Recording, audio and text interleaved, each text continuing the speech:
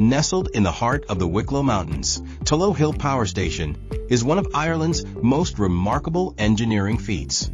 Built in the 1960s and officially opened in 1974, this pumped-storage hydroelectric station uses the power of water and gravity to generate electricity, making it a critical part of Ireland's energy grid.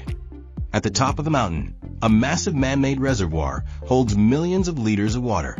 During periods of low electricity demand, water is pumped up from the lower reservoir. Then, when demand peaks, the water is released back down through turbines to produce clean, renewable energy. It's a perfect blend of nature and innovation, hidden high among the hills, yet powering homes across the country. Turlough Hill is not only a power station, it's also a symbol of sustainable energy and Irish ingenuity. And from above, it's simply breathtaking.